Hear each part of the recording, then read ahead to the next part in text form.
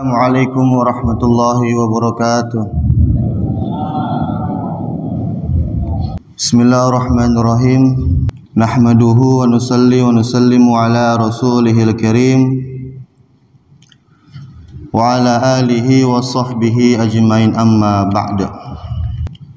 Para hadirin wal hadirat, bapak-bapak, ibu-ibu yang sama-sama dirahmati Allah Subhanahu wa ta'ala. Pertama-tama dan yang utama, marilah kita selalu bersyukur, tanamkan kegembiraan kepada Allah Subhanahu wa ta'ala, rasa puas, rasa diuntungkan oleh Allah Subhanahu wa ta'ala karena berbagai macam nikmat, anugerah, karunia yang selalu tanpa henti diberikan kepada kita semuanya. Nikmat besar, nikmat kecil, bahkan sampai detik ini kita masih diberikan kesempatan, diberikan kelonggaran, bahkan kesehatan juga, sehingga kita dapat hadir untuk melaksanakan sholat subuh secara berjamaah, dan dilanjutkan juga untuk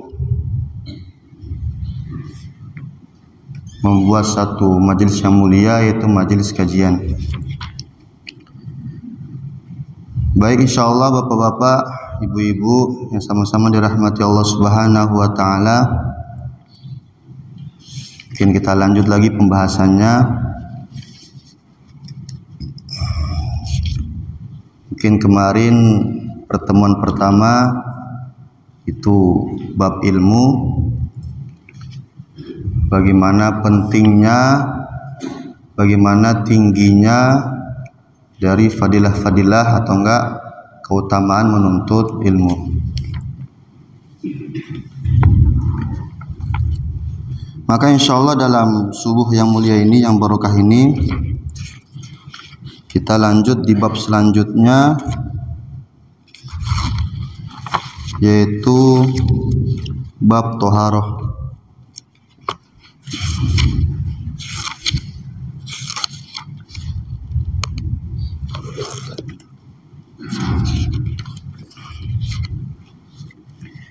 Jadi selepas seseorang itu mengetahui bagaimana pentingnya ilmu, selepas seseorang sudah faham bagaimana tingginya menuntut ilmu agama, maka oleh musannif, oleh pengarang kitab, diajak untuk membahas mengenai toharoh atau enggak fadilah, keuntungan dari bersuci. Jadi dimanapun kitab, khususnya kitab fikih atau enggak kitab-kitab jami yang biasa diistilahkan dalam kitab mustalahul hadis, itu semua bab awalnya pasti diawali dengan bab toharoh. Pasti diawali dengan bab toharoh, karena toharoh ini menjadi wasilah perantara agar ibadah, khususnya sholat, itu menjadi sah. Ma la yatimul wajib illa bihi fahuwa wajib.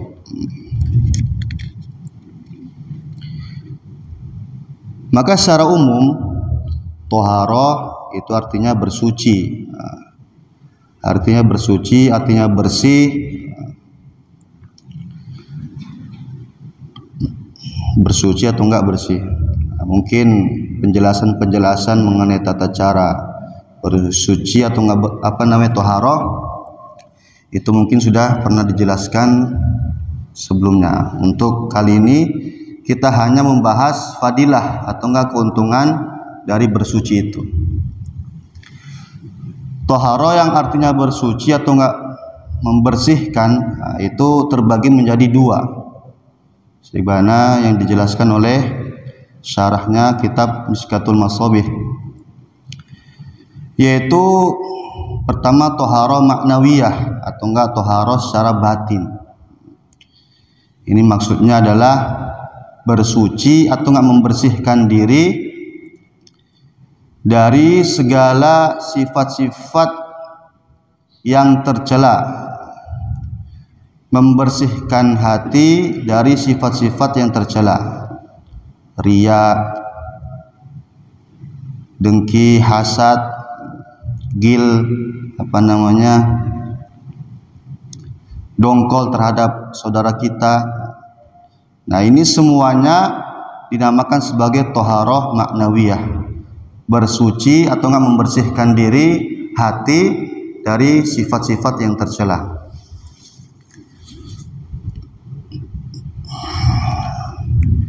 Kemudian yang kedua adalah toharoh hissiyah yang berupa panca indera, yaitu maksudnya ya toharoh secara umum yang biasa kita artikan di dalam kitab-kitab fikih, yaitu bersuci, membersihkan diri, anggota badan dari segala hadas atau enggak najis.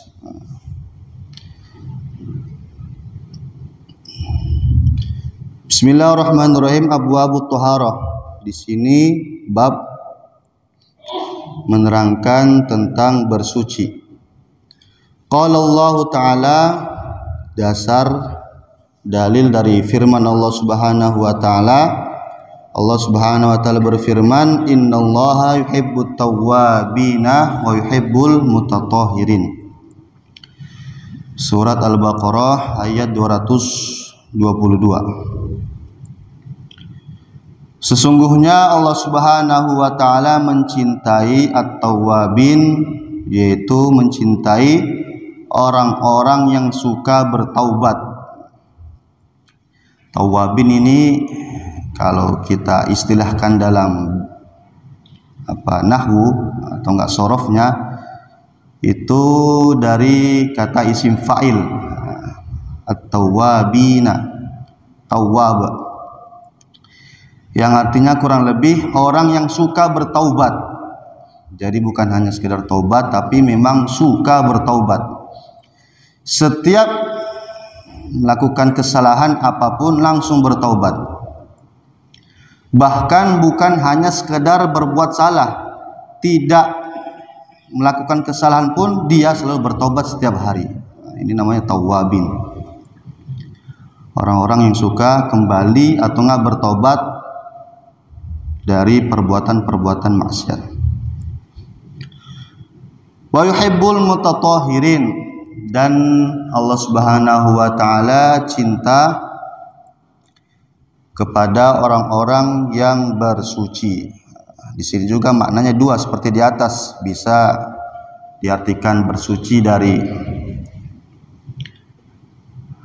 berupa maknawiyah, yaitu dari sifat-sifat yang kotor, atau enggak bersuci secara zahir, bersuci berupa wudu atau enggak dan yang lainnya.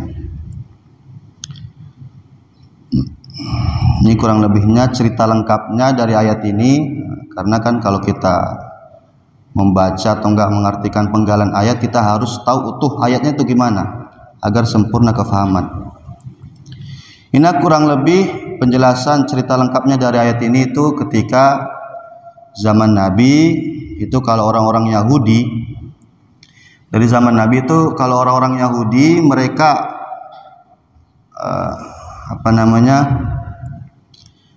ada dari kalangan mereka berupa perempuan ketika haid, itu perempuannya dikucilkan, diasingkan. Ada yang suruh tinggal di rumah, disendirikan atau enggak bahkan diusir dari rumah. Sehingga perempuan itu diasingkan dan tidak diberi minum dan makan. Tidak diberi minum dan tidak diberi makan.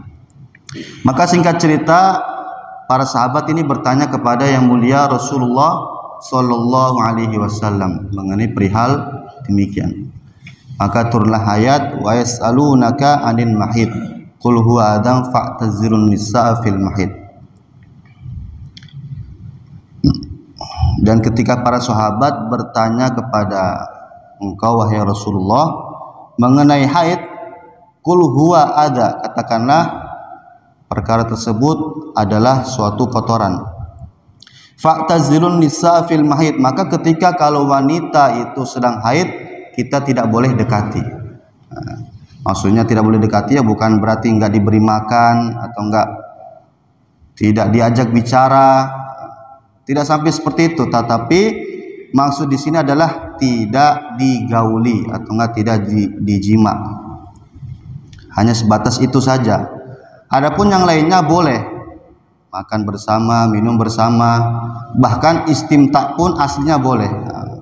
Istimta itu ya bersenang-senang. Intinya selain jima atau enggak menggauli, itu boleh. Maka kata Nabi, isna'u kulla syai'in illa nikah, perbuatlah segala sesuatu kecuali jima atau enggak nikah, maksudnya ya mengumpuli istri, menggauli istri. Jadi wanita-wanita haid itu pada dasarnya kita boleh melakukan segala sesuatu kecuali jima atau enggak menggaulinya. Tetapi Yahudi berbeda. Yahudi itu ketika wanitanya haid maka dikucilkan, diasingkan, tidak diberi makan dan tidak diberi minum. Maka lengkapnya seperti itu. Innallaha yuhibbut tawwabina, sesungguhnya Allah Subhanahu wa taala cinta orang-orang yang bertaubat dan juga cinta kepada orang yang bersuci. Wa an Nabi Hurairah radhiyallahu ta'ala anhu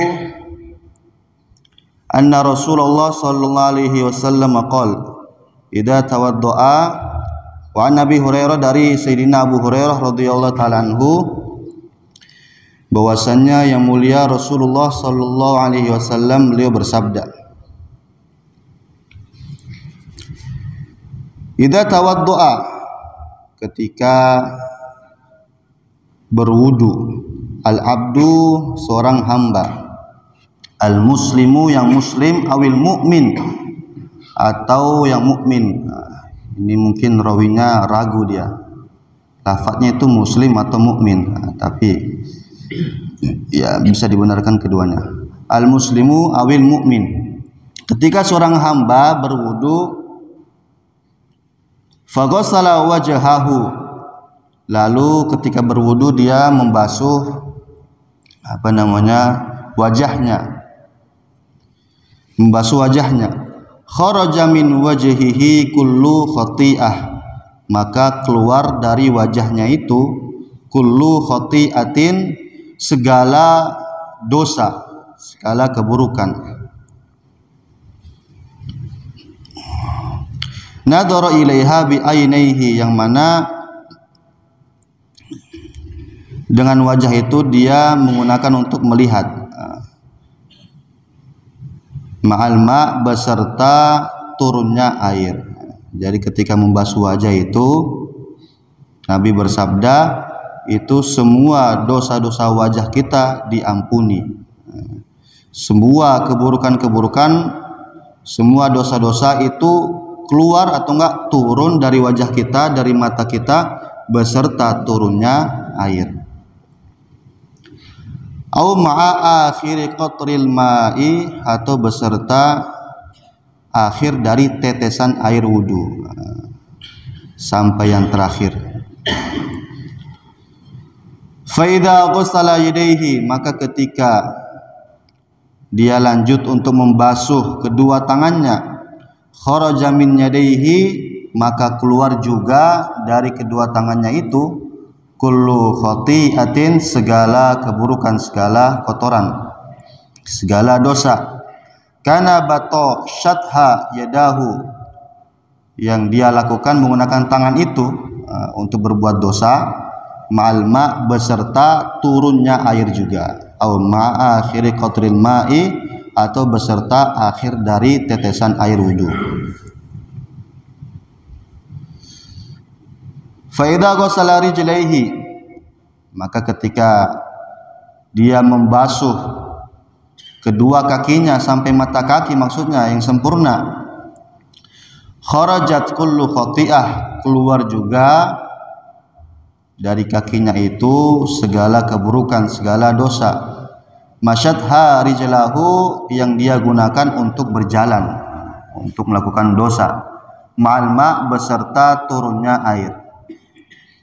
Au ma'a akhiri qatril ma'i, atau beserta akhir dari tetesan air wudu. Jadi setiap kita membasuh dari anggota wudu, itu juga turun beserta air, itu dosa-dosa kita. Turun beserta juga keburukan-keburukan kita. Sehingga apa?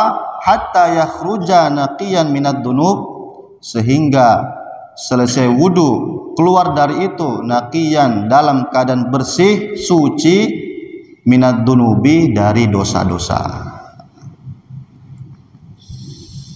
Orang berwudu saja itu kalau dia sempurna, wajahnya dia basuh betul-betul dengan sempurna sesuai tuntunan fikihnya, tangannya sampai siku-siku dan seterusnya, kakinya seperti itu juga, maka dia selesai wudu itu keadaannya sudah bersih. Dia bersih dari kotoran, juga bersih dari hadas, dan juga bersih dari dosa. Bersih dari hadas dan bersih juga dari dosa, insyaallah. Rawahu Muslimun, rawahu telah meriwayatkan hu ing hadis, hu hadis Muslimun, Imam Muslim. Wa an Abdullah As-Sunabahi radhiyallahu ta'ala anhu anna Rasulullah sallallahu alaihi wasallam qala idza tawaddaa al-abdu famat madha kharajatil khataaya min fih. Ini sama hadisnya. Seseorang hamba berwudu, famat madha kharajatil khataaya, dia berkumur-kumur maka keluar kotoran atau keluar dosa, min fihi, dari mulutnya. Fa idza stanthara kharajatil khataaya min anfih, dia istinthar, memasukkan air ke dalam hidung, keluar juga dosanya dari hidung. Fa idza ghassala wajhahu kharajatil khataaya min wajhihi, dia membasuh wajah, keluar juga dosa-dosa dari wajahnya. Hatta takhruja min tahti asfari ainaihi, sehingga keluar dari bawah pinggiran matanya, kedua matanya. Fa idza ghassala yadayhi kharajatil khataaya min yadayhi, dia membasuh tangan, keluar pula juga dosa dari tangannya. Hatta takhruja min tahti adfari yadayhi, sehingga keluar dari ujung kukunya. Fida masa ra'sah kharajatil khataaya min ra'sih, dia mengusap sebagian kepalanya, keluar dari kepalanya dosa-dosa. Hatta takhruja min udunaihi, sehingga keluar dari kedua telinganya. Fida ghasala rijlaihi kharajatil khataaya, dia membasuh kedua kaki, maka keluar juga dosa-dosa min rijlaihi, dari kedua kakinya. Hatta takhruja min tahti adfari rijlaihi, sampai keluar dari ujung kuku kakinya.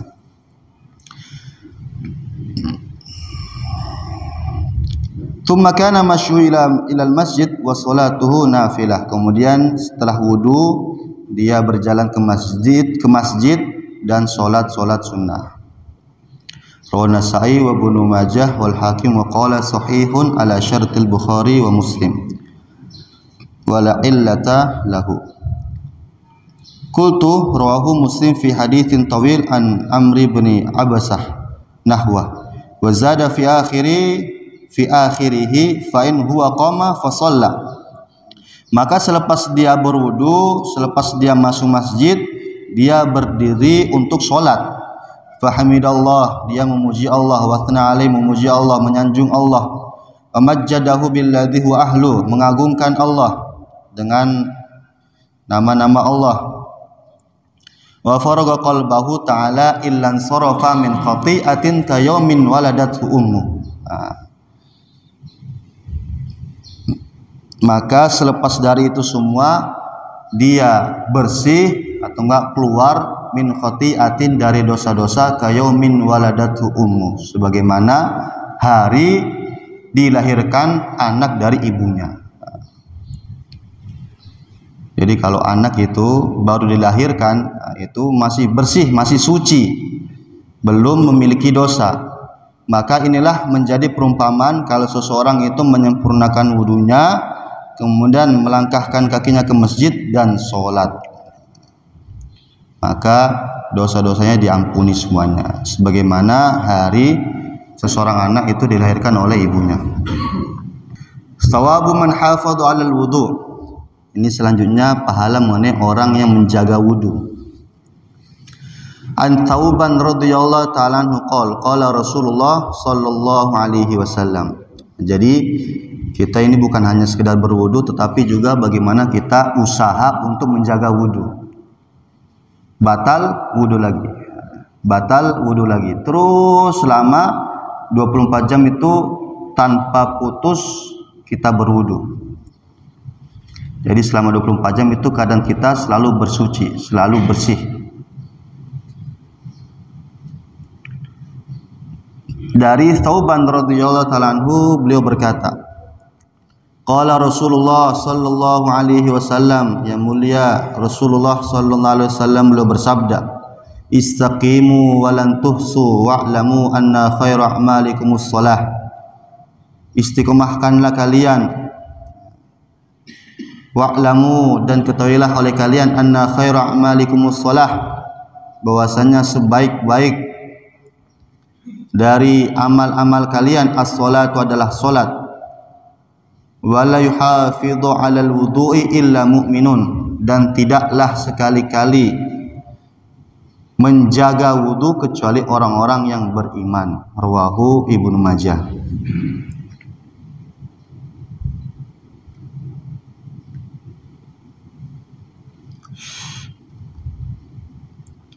Wa Nabi Hurairah radhiyallahu anhu qala Rasulullah sallallahu alaihi wasallam, laula an asyqa ala ummati, seandainya kalau Rasulullah SAW bersabda, seandainya kalau tidaklah memberatkan untuk umatku, la amartuhum, pasti saya akan memerintahkan kepada mereka, inda kulli salatin biwudu'in, setiap hendak solat untuk berwudu, wa ma'a kulli wudu'in bisiwakin, dan juga kalaulah tidak memberatkan untuk umatku, saya akan memerintahkan kepada mereka untuk bersiwak di setiap wudu. Jadi penting juga nih, di salah satu sunnah terbesar, di anjuran terbesar ketika berwudu atau sebelum berwudu itu bersiwak, membersihkan gigi, bersiwak menggunakan kayu. Ini mungkin jarang sekali diamalkan oleh kita, padahal siwak itu pahalanya sangat besar. As-siwaku madharatun lil fam mardatun lirrabb. Kata Nabi, siwak itu membersihkan mulut dan menjadikan Allah ridho.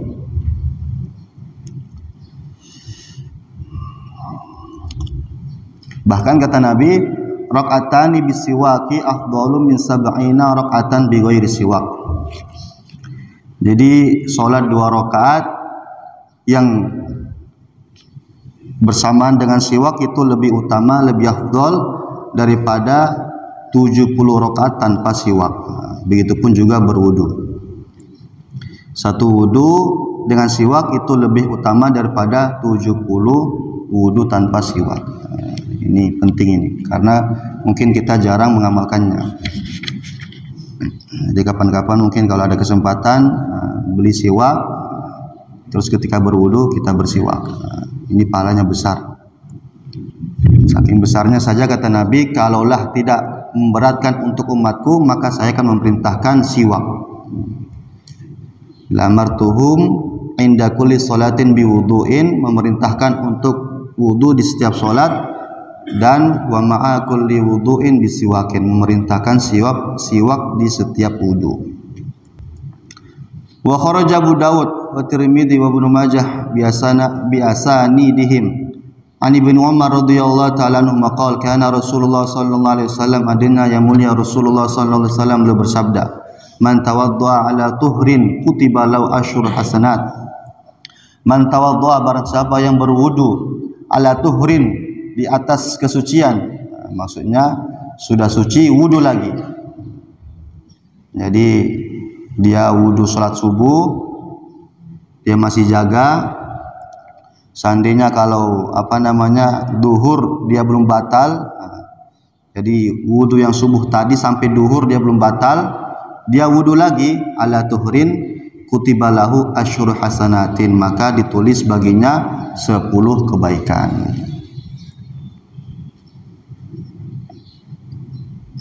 Nah, itu diantara fadilah dari berwudu, dan juga diantara fadilah keuntungan dari menjaga wudu.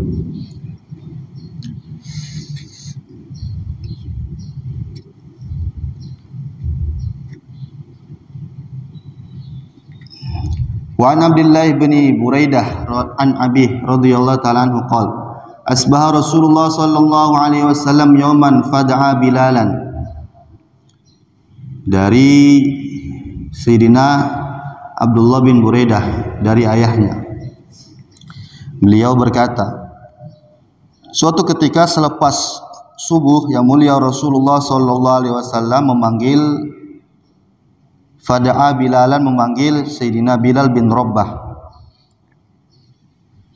seorang budak dari tokoh Quraisy yaitu Umayyah.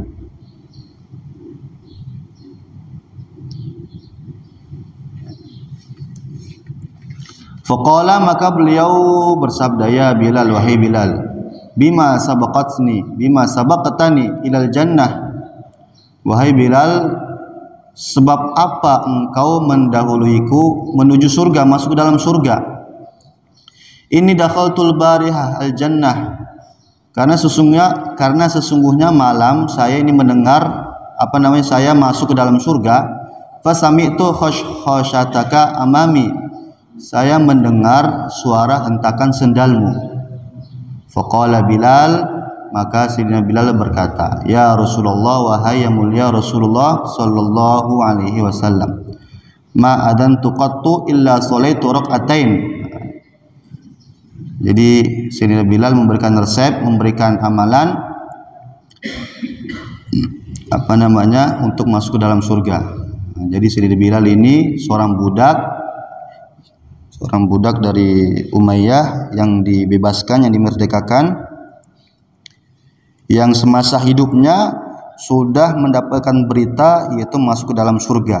Sampai Nabi heran, kok masih hidup tapi suara terompah sendalnya, suara terompahnya sudah terdengar di surga. Apa amalannya?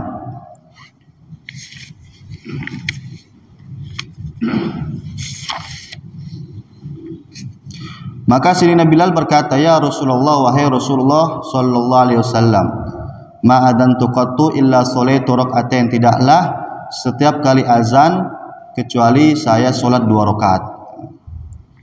Wa ma asabani hadatsun qattu illa tawaddatu indaha, dan tidaklah setiap kali saya hadas, tawaddatu indaha, saya selalu berwudu.